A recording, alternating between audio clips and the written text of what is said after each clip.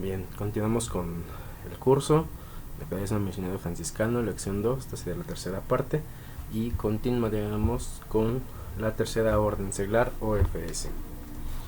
En sus comienzos, esta orden de penitentes gozaba de una gran importancia dentro de la sociedad civil, pero en el curso de los tiempos acabó por no ser más que una fraternidad piadosa. En cierta época, el siglo XIX, el Papa León XIII abrigaba muchas expectativas respecto de la tercera orden secular, a la que dio con este propósito una nueva regla. De acuerdo con la opinión normativa de León XIII, esta orden de San Francisco debería reflejar no solo la esencia espiritual de la Iglesia y de la vida pública, sino que debería constituirse también en el portador y genuino instrumento del mensaje socioético para la Iglesia, para, de esta manera, combatir y derrotar las ideas del marxismo. Paremos un poco y hagamos un paréntesis, ¿no? Recordemos que en el inicio de la vocación de Francisco, del movimiento franciscano, surge justamente de una cuestión laical, ¿no?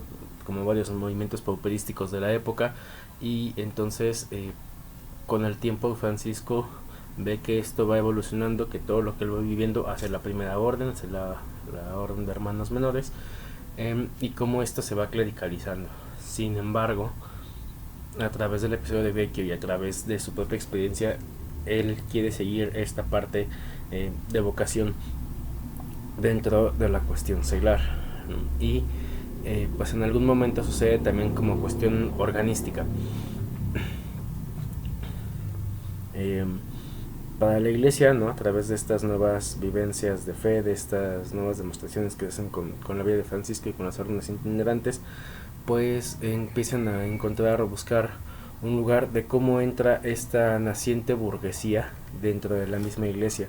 Y por supuesto los movimientos eclesiales intentan, a través de las terceras órdenes que comienzan justamente con esto, el incluir esta parte del movimiento eclesial, de la gente que puede vivir de forma piadosa, de ahí el Memoriale Propositi, ¿no? Del Papa, de Gobierno, ¿no? Y que esto puede contribuir a la organización eclesial que va en el momento, ¿no? Entonces, de ser un movimiento de vida franciscano, se convierte muy rápidamente en una organización meramente piadosa, como nos dice aquí el texto, hasta que el Papa León XIII comienza a ver que puede utilizar este movimiento de los franciscanos seglares justamente para combatir en ese momento las ideas del marxismo. Y continúa el texto. En efecto, en la segunda mitad del siglo XIX, la tercera orden secular se vio animada de una dinámica renovadora, convirtiéndose así en una de las organizaciones responsables de la realización de las famosas semanas sociales en Francia, en las que se formulaban muy audaces exigencias sociopolíticas. Con todo, al poco tiempo, tal dinámica se vio recortada, gracias a las diversas intervenciones e interferencias eclesiales. En el pontificado de Pío X se le prohibió seguir ocupándose en forma representativa del sector sociopolítico, y así se echó a perder una excelente oportunidad. En muchos países, la tercera orden secular se fue convirtiendo en un movimiento sin mayor presencia y significación. No obstante, en los decenios más recientes ha nacido una nueva oportunidad en otro ámbito. Fraternidades de la OFS, originalmente organizadas en torno a conventos de la primera orden, están comenzando a unirse para formar federaciones nacionales. Y hacemos otra pausa nuevamente. ¿Por qué esta cuestión histórica? Si se fijan, muy de fondo sigue siendo el problema en el cual surgieron los movimientos pauperísticos, ¿no? Y en el cual surgieron todas estas organizaciones laicales, tanto fuera de la Iglesia como dentro, como pasó con el franciscanismo. Que de hecho los laicos tienen una cuestión más activa, ¿no? Y que sale hasta cierto punto dentro del orden clerical eclesial que se mostraba dentro de la época. Para este tiempo que se organizan las semanas sociales vuelve a pasar lo mismo, ¿no? Hay una gran asistencia, se empieza una organización fuerte, ¿no? De trabajo, y desgraciadamente esto al movimiento clero pues no le agrada, o a la jerarquía, y empiezan otra vez a retornarlos, ¿no? A regresarlos de, ¿sabes qué? No puedes trabajar de esta forma. El problema, si se fijan, de fondo sigue siendo el mismo, ¿no? La fuerza y la vivencia realmente de un movimiento seglar. Entonces el texto, finalmente, a estas épocas, recordemos que este texto está escrito hacia finales a principios del 2000, ¿no? Otra vez se están organizando ahora las fraternidades, acompañadas por la primera orden, ¿no? a nivel mundial para tener una mejor organización y participación, ¿no? En aquella época, ahorita que estamos en 2024, otra vez hay una degradación, en parte por la pandemia, en parte por otros motivos más que son la virtualidad, y que habría que analizar qué asuntos son los que han llevado a ese punto. Finalmente se ha llegado hasta la unificación a nivel mundial, dirigida por un ministro general. En este momento, dicho ministro o ministra general, según el caso, ha alcanzado un tal grado de respetabilidad y reconocimiento que ha llegado a firmar documentos de carácter importante junto con los ministros generales de las demás órdenes. La situación actual es prometedora. En nuestra época ha vuelto a ofrecer la oportunidad efectiva de que la religión de la encarnación, descubierta y promulgada por Francisco y Clara, sea promovida en todos los sectores seculares. Para este fin, la nueva regla significará también una decisiva contribución a este propósito, ya que difiere sustancialmente de todas las reglas anteriores. Hasta nuestros días, las fraternidades todavía se sentían comprometidas con el memorial, o sea, con la regla aprobada por el Papa Nicolás IV, indeleblemente marcada por una ascesis sombría y desencarnada. Por el contrario, la nueva regla aprobada en el 24 de junio de 1978 por el Papa Pablo VI está toda ella penetrada e imbuida de un auténtico espíritu franciscano. Y otra vez una pausa, y de hecho sí, ¿no? Como les decía, el memorial lo que hacía era causar una ascesis, digamos, más de estilo monacal, más de... Con estas prácticas puedes lograr el ganarte al cielo, por decirlo de esa forma, ¿no? Y se reducía otra vez a un movimiento meramente piadoso, ¿no? El objetivo de una santidad actual, digámoslo así, a través del Concilio Vaticano II, consiste justamente en deshacerse de esa actitud pía que solamente lleva a querer ser uno mismo apartado de todos, aparentemente más santo, vamos a decirlo así, no una santidad para el yo mismo, ¿no? Cuando en realidad pues la santidad debería ser una consecuencia del actuar plenamente cristiano, de una vivencia imbuida en el cristianismo, como dijeron aquí en la religión de la encarnación de Francisco y Clara, y que entonces deviene como consecuencia, no como fin precisamente. No sé si se alcanza a entender la distinción de ambas cuestiones, ¿no?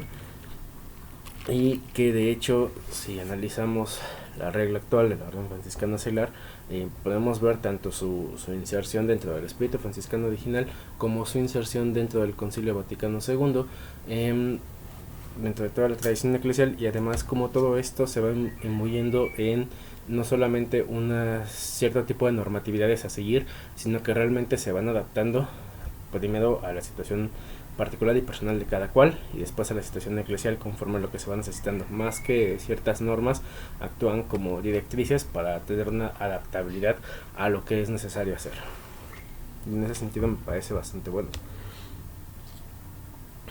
Nos parece oportuno citar una voz representativa de las fraternidades OFS de Norteamérica. Abro cita. La nueva regla paulina de 1978 convoca a la Tercera Orden Secular en forma inequívoca a ser parte de la vanguardia evangelizadora. Esto en el documento de Bahía de 1983, número 17, junto con las otras ramas de la familia franciscana, además de los nuevos aspectos de la misión que ella comparte con los franciscanos y franciscanas de las distintas órdenes, es decir, la exigencia de anunciar el reino de Dios por medio del testimonio personal y comunitario. La Tercera Orden Secular tiene todavía, junto con los demás movimientos laicales, una misión que cumplir, a saber, la renovación de la orden secular en el mundo. Esto en el decreto sobre el apostolado de los laicos.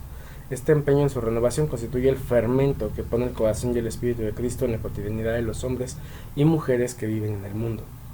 Al concentrarse en sectores de actividades apostólicas, se empeñan en imprimirles una impronta franciscana.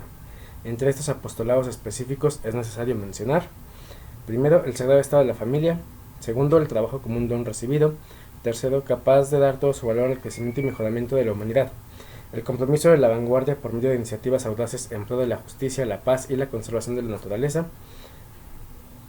en suma, el conjunto de toda la creación animada e inanimada para protegerla y conservarla. Fin de cita, y con esto paro y vuelvo a tomar algunos aspectos, ¿no? Aquí nos está de hecho condensando bastante bien esta nueva regla, digamos, de la Orden Franciscana Seglar, ¿no? Primero, El sagrado estado de la familia. Y esto tiene que partir también con la cuestión de cómo está organizado socialmente, ¿no? Al menos hasta esa época en que se promulga la regla, la constitución de la sociedad, el núcleo, es la familia. Entonces, nuestro primer actuar como franciscanos seglares está obviamente dentro de la familia, dentro de una vivencia del amor, dentro de los mismos valores cristianos, dentro de la misma enseñanza, y de ese primer núcleo se parte después hacia lo demás, ¿no? No puede partirse o no puede pretender partir el franciscano desde fuera hacia adentro, se empieza justamente desde, su vocación empieza primero desde la familia, ¿no? Segundo, el trabajo como un don recibido capaz de dar todo su valor al crecimiento y mejoramiento de la humanidad, y esto incluye varias cuestiones, ¿no?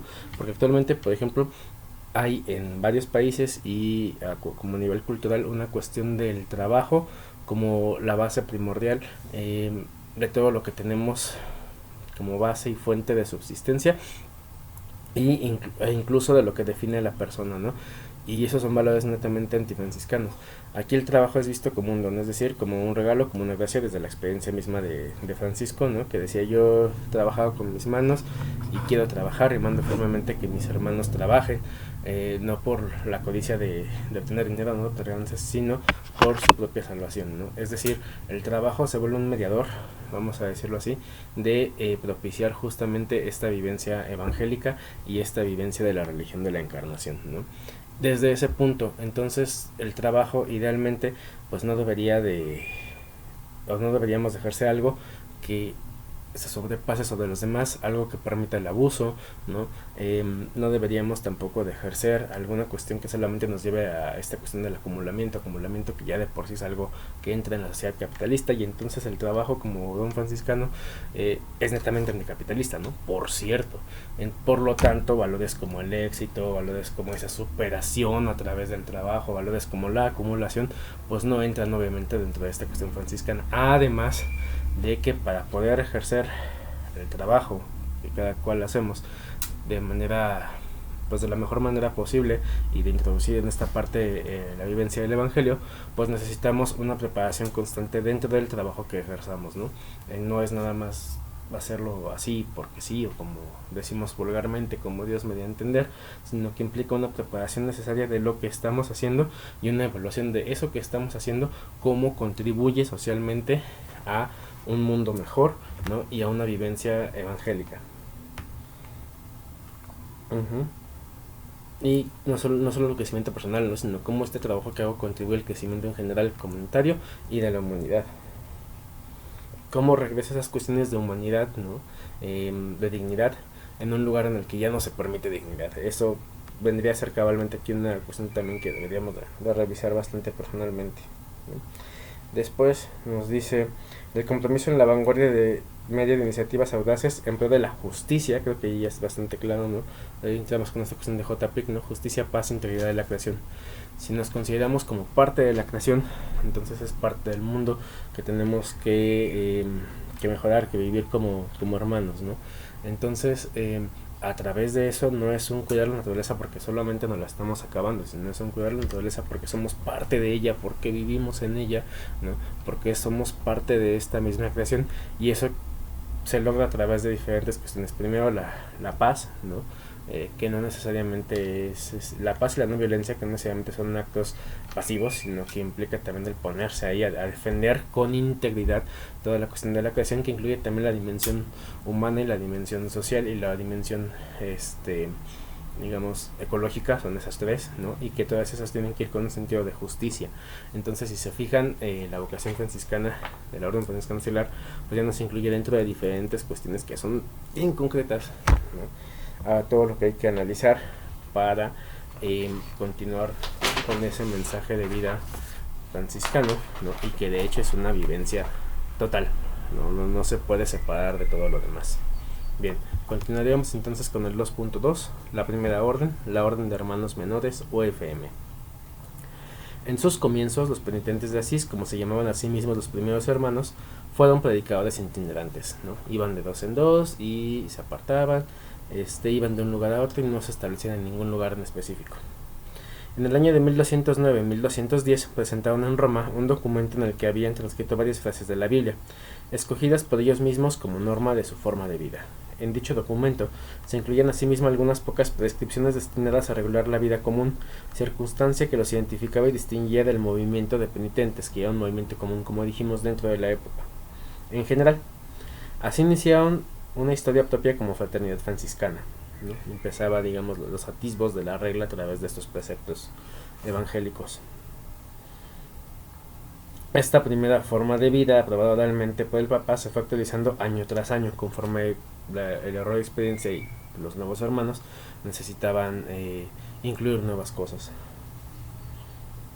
En 1221, la conocida con el nombre de regla novulada, o 1R, parecía tan voluminosa que se hizo necesario preparar una nueva redacción.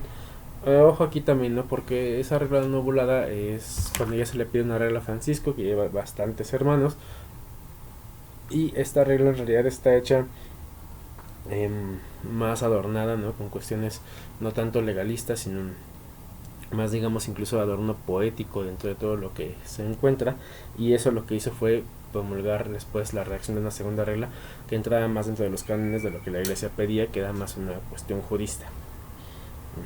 No tanto porque se extendiera por demasiados capítulos, que de hecho sí pasaba, ¿no? Y no era tanto el que fueran tantos capítulos, sino el que el contenido en su mayoría eran alegorías, ese tipo de cuestiones que no entraban tanto, o no estaban tan delimitadas en la cuestión jurídica. Esta nueva versión fue aprobada por una bula papal en el año de 1223. Es la conocida como regla bulada, que se identifica con la sigla 2RG y que se mantiene vigente hasta nuestros días. Es importante, con todo, afirmar que la fraternidad primitiva se convirtió en la orden de hermanos menores en el año de 1223.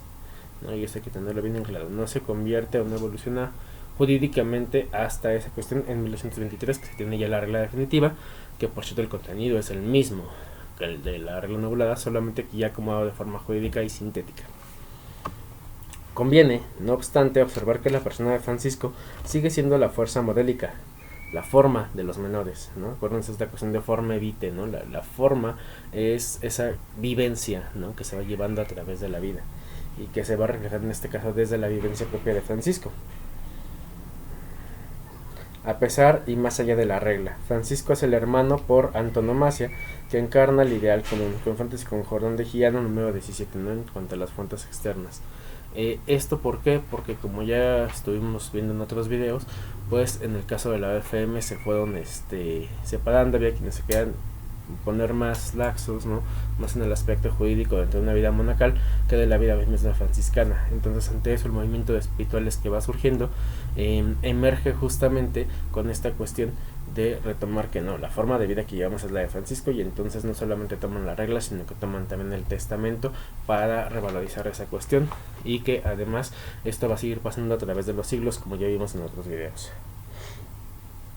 En nuestra época, la fraternidad OFM vive una fuerte tensión entre dos interpretaciones de sus ideales fundamentales. Por una parte, los hermanos procuran vivir un estilo de vida elemental y precario, realizando trabajos asalariados pesados, recurriendo a la mendicación cuando lo vean necesario y dedicándose a la predicación. Y, por otra parte, llevan una vida de oración, contemplación y cultivan la convivencia con la gente de fuera por medio de una relación fraterna que en algunos momentos adquiere tonos maternales. La referida tensión, que en Francisco mantuvo siempre su unidad, ha conducido en el decurso de la historia numerosos movimientos de reforma que todavía en nuestra época siguen dándose. Se trata fundamentalmente de dos orientaciones diferentes pero interrelacionadas, es decir, no deberían de separarse porque Francisco y sus primeros hermanos las viven conjuntamente, pero por cuestiones sociales y por cuestiones incluso de estructura, ¿no? Estructuración social, se han ido separando y dando lugar a estos dos puntos. Punto número 1, consagración a Dios por medio de la oración y la contemplación. De esta actitud forman parte la pobreza radical, el absoluto despojo de toda y cualquier posesión. Se procura vivir en las mismas condiciones sociales vividas y sufridas por todos los seres humanos, abrumados por el peso de la pobreza. Entonces, la pobreza voluntaria se torna modelo de solidaridad.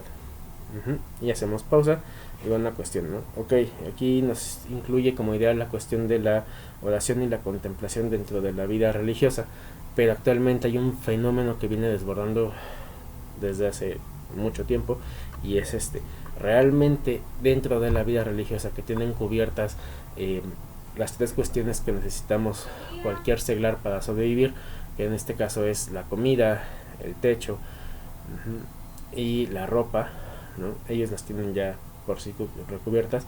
Entonces realmente pueden pensar en estar al mismo nivel de como estamos nosotros, que estamos al día a día llevando lo demás. ¿Se puede o no se puede? Porque a veces incluso a ellos se les olvida justamente de toda esta cuestión en el cómo vivir, ¿no? Porque ya tienen resultado justamente esa cuestión.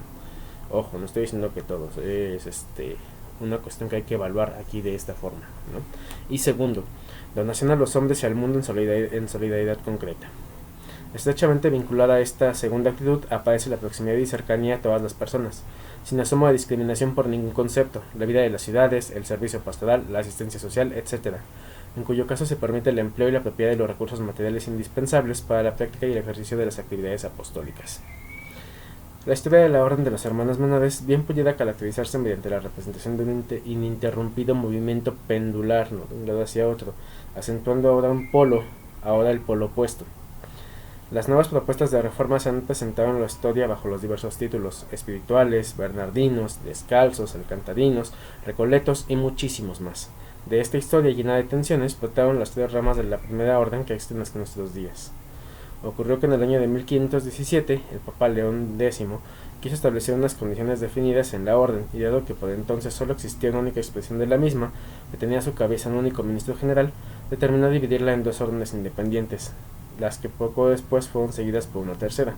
Sin embargo, el Papa estaba en un error. El movimiento pendular se activó nuevamente, haciendo que surgieran todavía otras agrupaciones. El Papa León XIII volvió a agruparlos en una única entidad. Actualmente encontramos tres órdenes masculinas independientemente y autónomas que unánimemente reconocen a Francisco como su fundador y obedecen la regla de 1223. Entonces, ¿qué cuestión es la que pasa aquí, no? Y vamos a entrar justamente por cuestiones históricas. Francisco lo vive como una dimensión completa y única. Francisco no separa la contemplación de la acción, ¿no? De hecho, son las dos cuestiones a la par. Sus primeros hermanos lo viven de la misma forma, y conforme se van fundando los conventos en todos los alrededores y se empiezan a agregar más hermanos, empieza esta problemática justamente, ¿no? Hay gente que dice, no, es que o me defino por separarme para consagrarme mediante la oración y la contemplación, ¿no?, y vivir en la pobreza, en la estricta pobreza, o me defino por vivir en la acción, pero entonces necesito recursos y medios para vivir dentro de esa cuestión. Y esto fue dando lugar a que justamente se fueran separando, y a que fueran separando esos diversos polos para vivirlo dentro de esta forma, ¿no?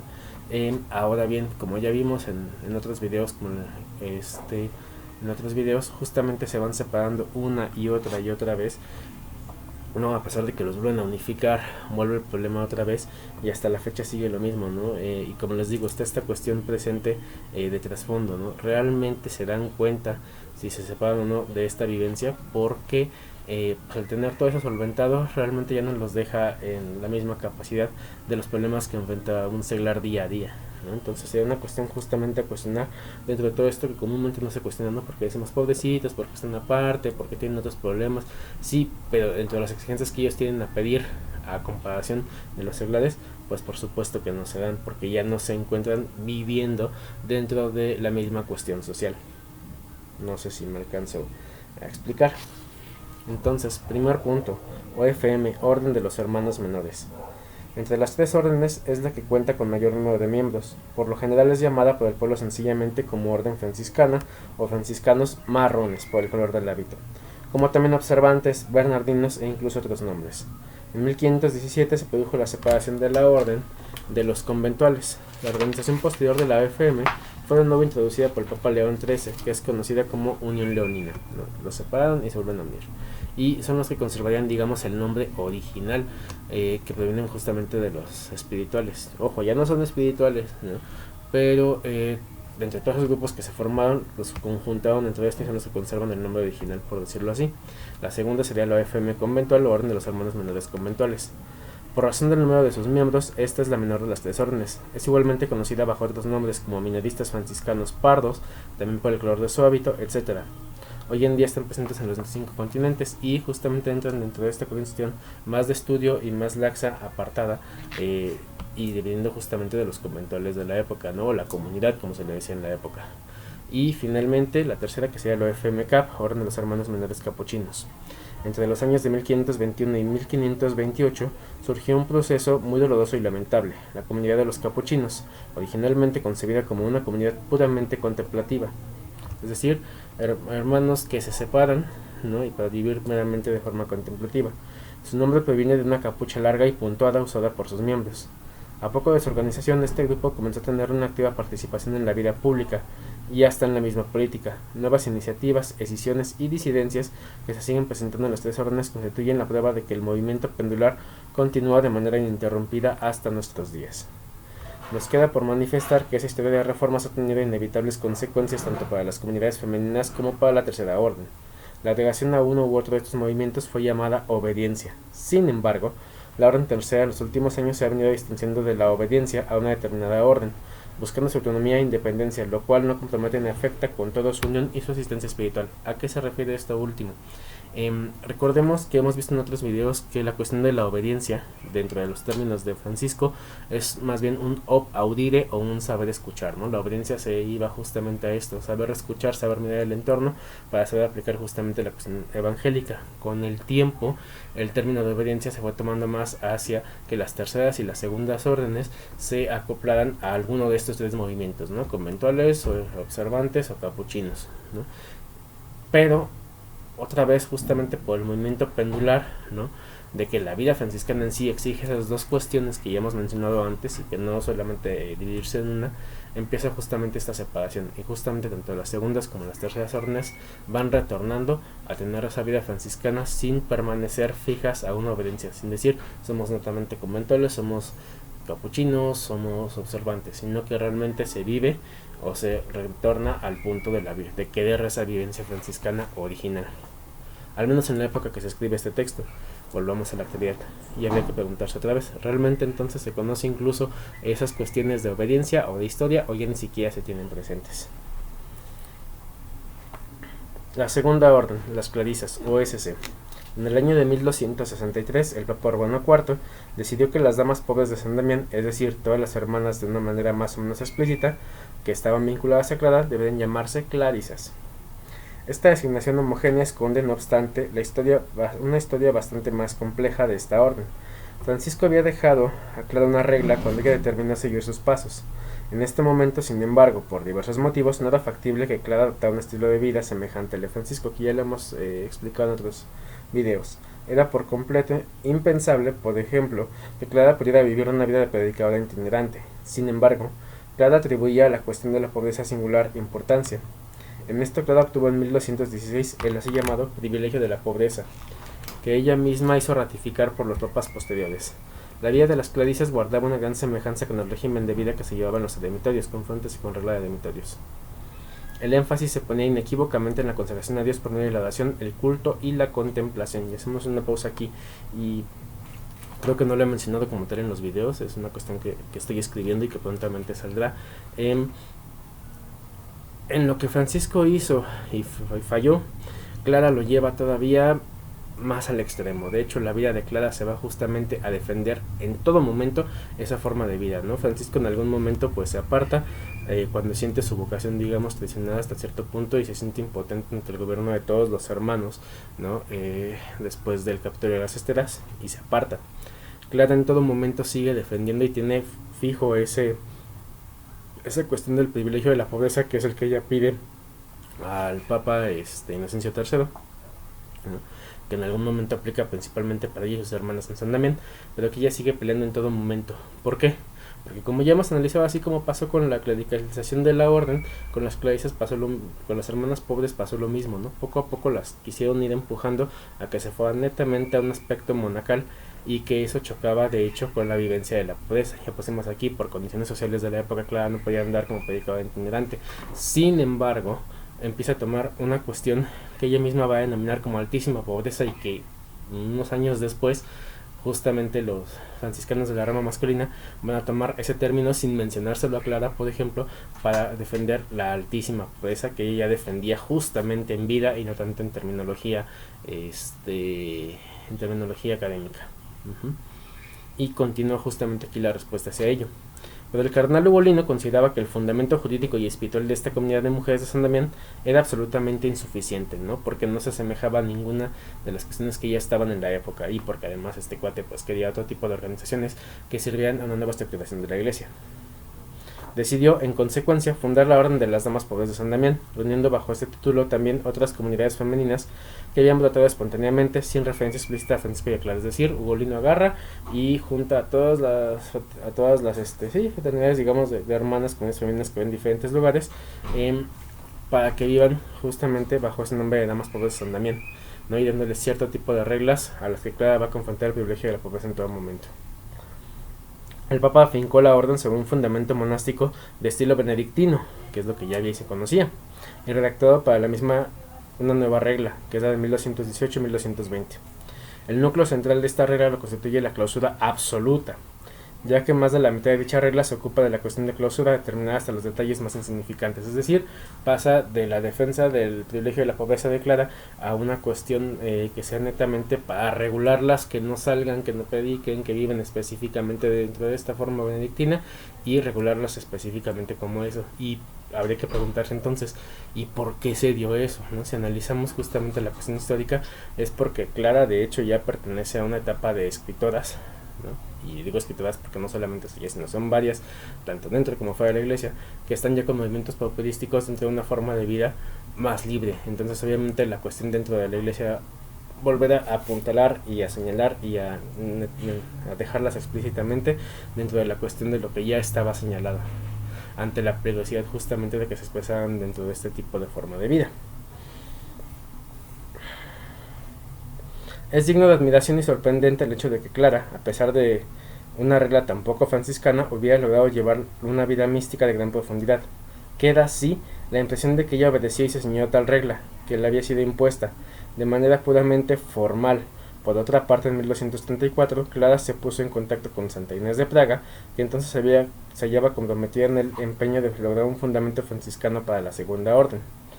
El Papa Gregorio IX, el antiguo cardenal Ugolino, no quiso atender su petición, pues decía que la regla de las hermanas escrita por San Francisco no era más que un alimento para niños de pecho, completamente insuficiente para mujeres adultas. Y volvemos a esa cuestión, ¿no? Justamente por el hecho de ser mujeres y de empezar a organizarse, está esta cuestión de no, eso de Francisco no va, ¿no? Y es lo mismo que aplicó al Memorial Propositi, ¿no? Eso no es alimento para niños, ¿no? Para piadosos, ¿no? O sea, necesitan una forma de vida, de clausura de lo que ya se ha venido definiendo por la iglesia, que se denomina esto y esto y esto, ¿no? Y sin embargo continúa la lucha de Clara, pero sí dentro de esa vivencia, pero también dentro de seguir escribiendo, seguir pidiendo y seguir defendiendo justamente el privilegio de la pobreza, y además afirmarlo con lo que sería hasta su muerte, la regla de Santa Clara, que ella misma va definiendo y aprendiendo y apresando dentro del orden jurídico con todos estos principios que ya se vienen determinando.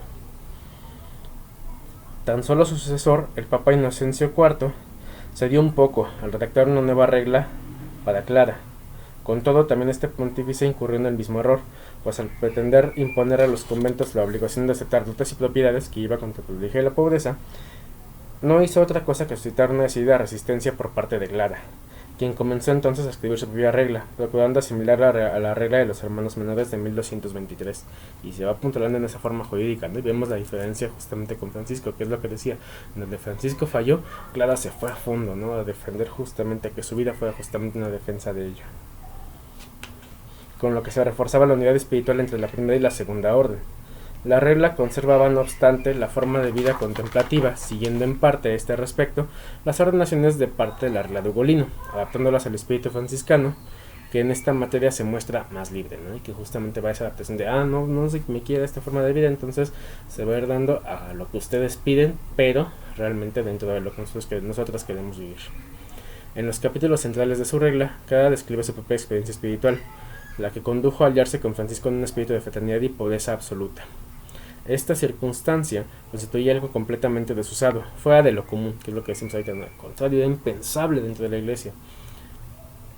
Se ha podido incluso comprobar que Clara planteó, incluso con más fuerza que el propio Francisco, que ha sido tenido siempre como el hermano por antonomasia, el carácter democrático de la convivencia conventual. Entonces Clara defiende, Clara se va más a fondo todavía con eso, ¿no? Y pues es importante revisarla, que incluso actualmente dicen, sí, las clarisas, pues ya no hay, sí, pues estas hermanitas, y no, su forma de vida y la misma expresión de Clara justamente tiene y da otras cuestiones, incluso por arriba de lo que vemos con Francisco y que tendríamos que analizar también para la vida franciscana actualmente.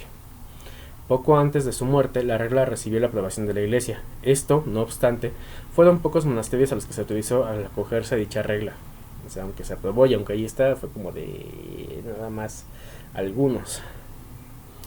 Fue el Papa Urbano IV quien decidió que todos los miembros de la Orden de las Damas Pobres de San Damián emplearan indistintamente el nombre de clarisas, ¿no? Años después, y Clara no pudo defenderse, por supuesto, dado que en el momento de la muerte de Clara había ya aproximadamente 150 comunidades que se declaraban seguidoras de la santa. Por su parte, el mismo Papa Urbano se puso en la tarea de escribir una nueva regla para las clarisas. Esta regla urbaniana desconoce por completo la espiritualidad de Clara. Otra vez la misma pelea. Muy tardíamente llegó la hora exacta para que la regla de Clara tuviera cabal aplicación. Hoy en día, la mayor parte de los monasterios siguen su regla, ¿no? Fue una lucha. Durante años pasa lo mismo con la orden franciscana, este movimiento pendular con los OFM, ¿no? Y con los terciarios pasa lo mismo, ¿no? O sea, es un desapego de la vivencia franciscana, pero de repente surge alguien o alguienes que intentan retornar a lo mismo y a la vivencia espiritual de donde partieron, ¿no? Y viene esta lucha constante que sigue en todo momento entre la institucionalización y lo instituyente dentro de la misma vivencia franciscana, que es parte de lo que nos importa en este canal. Nos queda para apuntar que los empeños de la reforma de la Primera Orden han tenido incidencia también en las clarisas. En primer término es preciso recordar que Santa Coleta de Corbie, muerta en 1447, quien en sus propósitos de reforma de la orden franciscana logró éxitos incluso en los conventos masculinos, ¿no? O sea, a final de cuentas se fueron influyendo unas con otras. Su movimiento conserva hoy plena vigencia entre las clarisas. Y para eso entonces nos vamos a dos formas de vida de las clarisas. Primero, las damianitas reconocen su fundamento en la regla de Santa Clara de 1253. En la actualidad, la mayor parte de los monasterios obedecen esta regla. Y segundo, las urbanitas, que ya mencionamos aquí el Papa Urbano. Más o menos 80 monasterios se acogieron a la regla del Papa Urbano IV en 1263. Tras ambas denominaciones se esconde la realidad de una unificación puramente relativa. En el fondo, cada monasterio sigue siendo autónomo. Algunos monasterios que tienen aspectos comunes se unen en federaciones bastante desarticuladas. La importancia de los movimientos de reforma y de las obediencias sigue siendo plenamente válida. En nuestra época siguen apareciendo nuevas formas de vida, por ejemplo de clarisas, que además de la regla de Clara, obedecen y se acogen también a la regla para los eremitorios. Y sigue a final de cuentas toda esta vivencia y decisión de lo que se quiere hacer. Y continuaríamos entonces con la cuestión de la familia franciscana. En síntesis, bien se puede decir que hay una gran variedad de comunidades que hacen referencia a Francisco y Clara. Ya hemos dicho antes que, de acuerdo con las fuentes, Francisco y Clara entendieron las tres órdenes como una sola y única familia, que se despliegan en múltiples expresiones, ¿no? Por cuestiones históricas, por cuestiones sociales. En la forma de vida para la hermana Clara, escrita por Francisco, él mismo promete que tanto a título personal como hablando por el nombre de sus hermanos, había de tener siempre a las hermanas como su propio cuerpo y su propia sangre. Adosita, es mi deseo, cosa que prometo por mí mismo y en nombre de mis hermanos, alimentar siempre para el bien de ustedes, hablándole a las hermanas, el mismo diligente cuidado y solicitud que tengo por ellos. Fin de cita, esto lo encontramos en 2RC1. Digamos la forma de vida para las hermanas. En su última bendición, Clara se refirió no solamente a sus hermanas, sino también a los hermanos. Cuando el Papa pretendió separar a Clara y sus hermanas de la comunión con los hermanos, Clara replicó con una huelga de hambre, ¿no? Y de hecho esto sucede con Ugolino, volvemos al mismo ya como Papa, ¿no? Y entonces Clara dice, no nos pueden separar de ellos porque Francisco es lo que defendí, es lo que quería para nosotras y nosotras es lo que queremos vivir también. Ella insistió apasionadamente hasta el momento de su muerte en su decidida voluntad de compartir el carisma franciscano. Y esto hay que tenerlo bien en claro, ¿no? Porque mucha gente dice Francisco y luego ni siquiera conocen bien a Francisco ni leen los textos, mucho menos conocen a Clara, ¿no? Y Clara también, ya como familia franciscana aporta, y como franciscanismo que es un movimiento que se amplía más allá de Francisco, aporta bastantes valores a tener en cuestión justamente actualmente con la forma de vida, con la fidelidad, ¿no?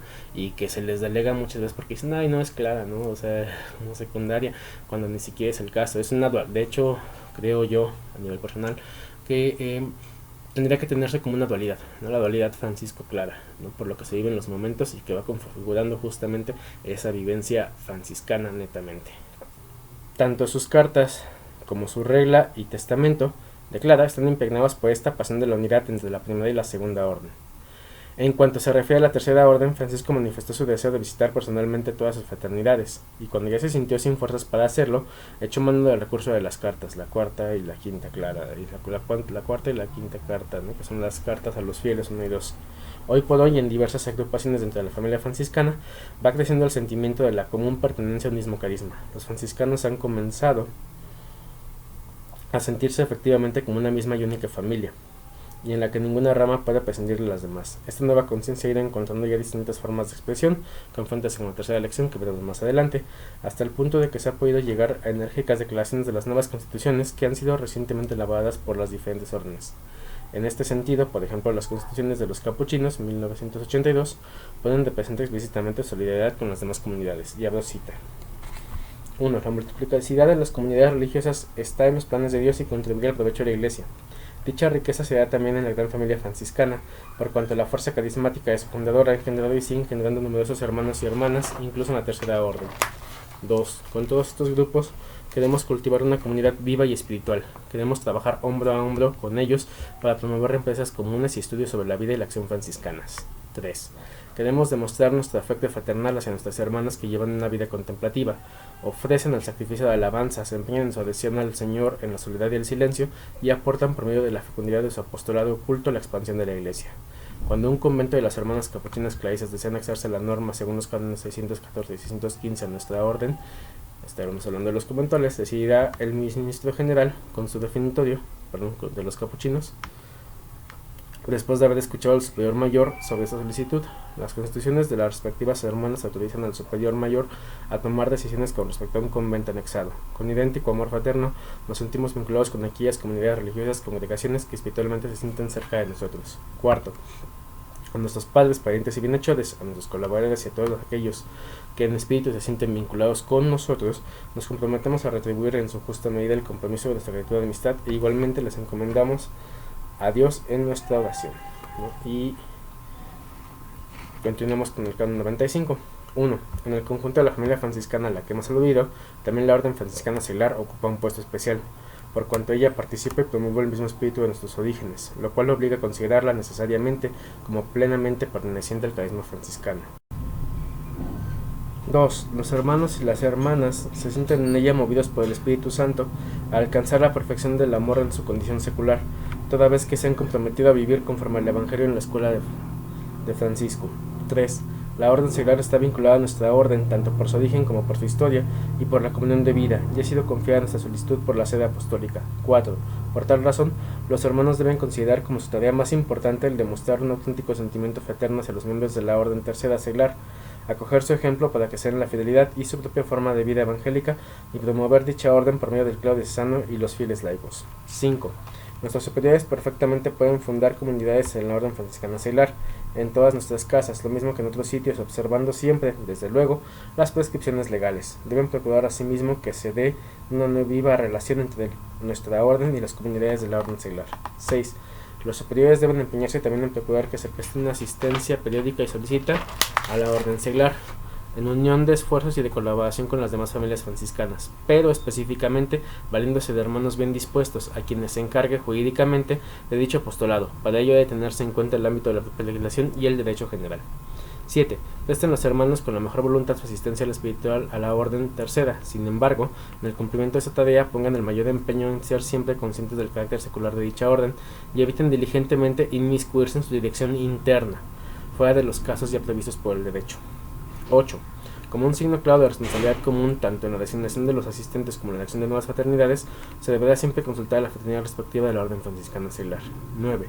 De igual modo, promuévase y ofrezca asistencia espiritual a todas las asociaciones y grupos que cultiven el espíritu de San Francisco, particularmente los grupos de jóvenes. Y 10. Nuestras casas deben ser siempre centros de unión e inspiración en todas aquellas personas, clérigos y laicos que anhelan seguir las huellas de Cristo bajo la orientación y el espíritu de Francisco. Y con eso termina prácticamente la lección 2. Lo que siguen son ejercicios, pero habría que retomar algunas cuestiones de aquí, ¿no? Para tenerlos como cuestiones finales de esta lección 2. Hemos visto ya la evolución histórica de las órdenes, hemos visto ya algunas problemáticas que hubo dentro de ellas. Ahora terminamos con estos puntos que marca, digamos, la dirección dentro de los capuchinos, ¿no? A la integración justamente y a la vivencia y vista hacia la segunda y hacia la tercera orden, ¿no? Con esto habíamos que clarificar ciertas cuestiones, ¿no? Porque aquí nos dicen, bueno, se declara un acompañamiento, se declara otra vez este nuevo trabajo que se abre entre ambos, ¿no? Pero volvemos a esto, este documento pues no es tan reciente a final de cuentas. Si revisamos la fecha de impresión, tenemos que pertenece al 2004. Entonces, estamos en 2024, estamos 20 años después, y 20 años después tenemos otra vez diferentes decisiones y diferentes problemáticas. Esa unión que iba pendularmente, como nos explica aquí el texto, otra vez se va separando, ¿no? Y otra vez hay nuevos retos que revisar, y aunque las directrices, por ejemplo, estas declaradas de 1983, hace 40 años, ¿no? Están ya declaradas ahí, realmente han funcionado. ¿Qué ha surgido de ellas a partir de ahí? Por supuesto que ha surgido trabajo positivo, pero entonces ahora, ¿qué es lo que necesitamos? ¿Qué necesitamos evaluar? Porque a final de cuentas seguimos siendo parte de la familia franciscana, ¿no? Y en este caso la orden franciscana seglar pues confronta lo suyo, pero también a vivencia personal, confrontado con ciertas fraternidades, pues hay fraternidades que desconocen el carisma franciscano, hay fraternidades que se van justamente por querer ese modelo de vivencia eclesial, de mera posesión de poder, hasta cierto punto, de mera modalidad de unos sobre de otros, en lugar de irse justamente a esta vivencia franciscana, ¿no? Y también de parte de la primera orden hacia la tercera orden hay de repente decisión, y luego entre la primera y la tercera no reconocen a veces a la segunda, ¿no? O sea, volvemos a lo mismo. Es un desconocimiento histórico, y creo que es necesario ese conocimiento de historia para saber entonces hasta cierto punto, por decirlo así, con qué cargamos y qué es lo que queremos traer a colación de esa forma de vida y de todo lo que incluye la vivencia franciscana, porque a final de cuentas, después de 800 años en sus diferentes formas, todas estas formas influyen de suyo en cada una de las vivencias, y no se pueden simplemente quitar, ¿no? No podemos simplemente decir, ay, no, pues yo soy de la tercera orden y ya no considero ni la primera ni la segunda, no, solamente la primera y la segunda, no, porque quién sabe que viva en los países. Bueno, necesitamos empaparnos de ello, ¿no? Y necesitamos llevarlo a la reflexión presente, porque eso al final de cuentas para lo que nos sirve, ¿no? Una vivencia franciscana actual, pero para entender nuestro presente necesitamos reconocer el pasado y todo lo que construye el franciscanismo. Y hablando como franciscanismo, no es solamente lo que vivió Francisco, sino todos los diferentes caminos y sendas que se han venido con el tiempo, y a lo que nos llevan es a pensar nuestro presente para vivirlo de una mejor manera. Muchas gracias por ver este video. Soy Jesús Sigüenza, paz y bien.